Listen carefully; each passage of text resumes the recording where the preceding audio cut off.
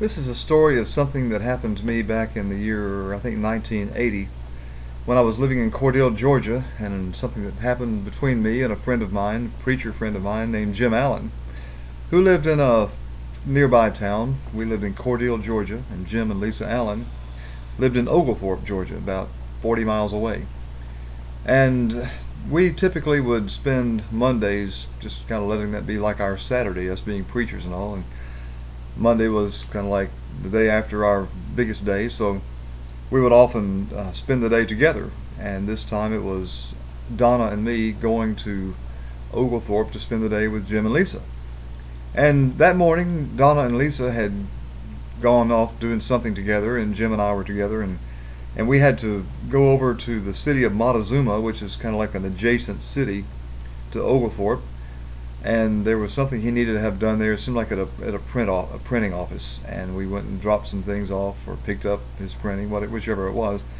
But after we had taken care of our business there, we were driving down Main Street in Montezuma, and I looked out the side window of the car, and I saw this rather large black man in a police uniform, and I just assumed a policeman, walking along the sidewalk, and he had this stick that he had in front of him, and just sort of feeling his way down the sidewalk as a blind man would do.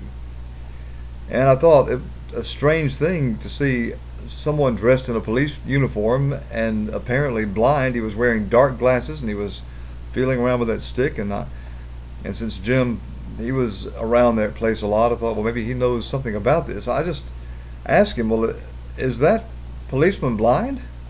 Or maybe I said, is that man blind? I'm not sure if I said policeman, but I said, is he blind? And Jim said, yes.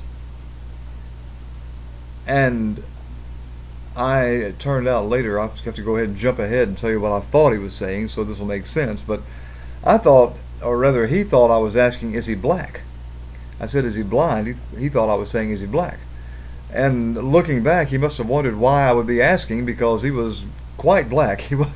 He wasn't something in between. But anyway, I said, is he blind? And Jim says, yes. So I wasn't going to be satisfied just with a yes or no answer, because here was this policeman, apparently a policeman wearing a police uniform, walking along there, the dark glasses, the stick, everything. And I thought, well, he sure does get around well. And then here was Jim thinking I was saying that in response to the answer, yes, he's black. He sure does get around well. Well, how do most black people get around? So he was wondering why I was saying that, but I was just being amazed. Well, here's this man walking along without any hesitation, just swinging that stick, and even more strange, in a police uniform. So I questioned him further, and I said, well, what does he do? And Jim was probably wondering about my amazement, but he said, well, his job is to check the cars to see how long they've been parked, to make sure they're not overparked, because if they're overparked, they have to have a ticket.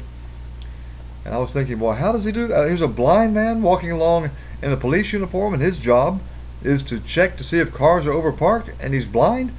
And I just kept on and on questioning about, well, how can he do that?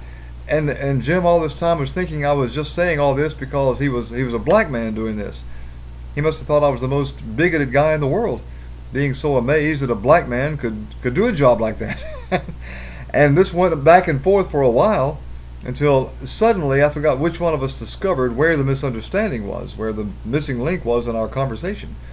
But once he realized that I was asking not is he black, but is he blind, then all of a sudden everything that we were saying kind of fell together, and it all made sense, and we laughed and laughed and laughed. And for years we would think back on that incident and always laugh at the story of the blind policeman of Montezuma.